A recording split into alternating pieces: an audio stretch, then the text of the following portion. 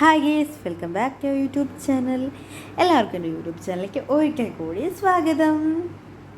അപ്പം ഞാനും അമ്മയും ചേർന്നും കൂടെ ഇന്ന് ദേവി ക്ഷേത്രത്തിലാണ് കേട്ടോ, കൊടുങ്ങല്ലൂർ ദേവി ക്ഷേത്രത്തിലാണ് വന്നിരിക്കുന്നത്.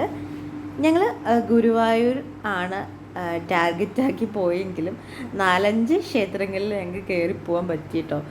പിന്നെ ഞങ്ങൾ കൊടുങ്ങല്ലൂരിൽ നിന്നും വേറൊരു ക്ഷേത്രത്തിലേക്കും പോയിട്ടുണ്ട്. അത് ഈ വീഡിയോയുടെ അവസാനമുണ്ട്, നിങ്ങൾ വീഡിയോ സ്കിപ്പ് ചെയ്യാതെ കാണുക. ഞാനും അമ്മയും ചേട്ടനും കൂടി ഇങ്ങനെ നടക്കുവാണ്. അത്യാവശ്യം തിരക്ക് കുറവായിരുന്നു എന്ന് തന്നെ പറയാം. വണ്ടി ഉണ്ടെങ്കിൽ തന്നെ തിരക്ക് കുറവായിരുന്നു. നിങ്ങൾക്ക് കാണുമ്പോൾ തന്നെ മനസ്സിലാവും കൊടുങ്ങല്ലൂർ ദേവിയുടെ.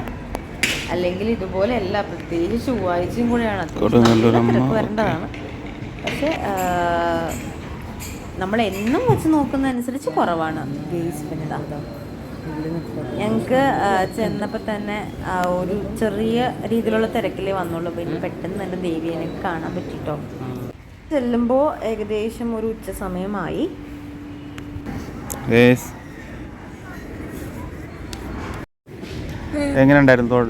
നന്നായിട്ട് ഞങ്ങൾക്ക് തൊഴാൻ പറ്റി അല്ലേ? ദേവിയെ നിൽക്കേണ്ടി വന്നേ ഉള്ളൂ. പക്ഷെ നല്ല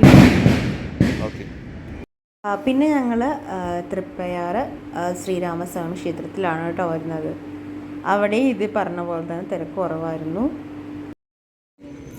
ഇവിടെ ഒരു പ്രസാദ കൂട്ടുണ്ട് കേട്ടോ, മീനുകൾക്ക് പ്രസാദ കൂട്ടുന്നത്. അപ്പം ഞാനും അമ്മയും കൂടെ അത് ചെയ്തുകൊണ്ടിരിക്കുകയാണ്.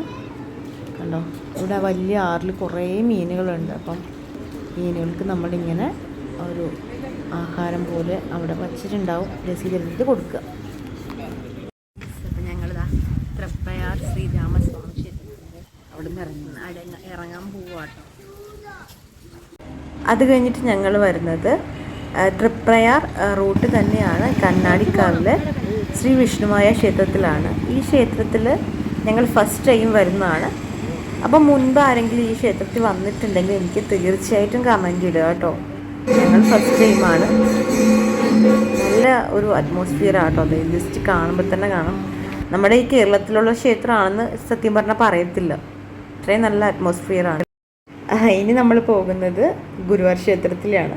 അത് ഇന്നത്തെ ഈ വീഡിയോയിലില്ല, അത് നെക്സ്റ്റ് ഡേയിലത്തെ വീഡിയോയിൽ നിങ്ങൾക്ക് വ്ളോഗായിട്ട് കാണുന്നതായിരിക്കും. ഗുരുവായൂർ ക്ഷേത്രത്തിലും ആനക്കോട്ടയിലൊക്കെ പോയതുണ്ട്, അടിപൊളി വീഡിയോസാണ്. അപ്പം എൻ്റെ വീഡിയോസ് മറക്കാതെ കാണുക. Okay, by.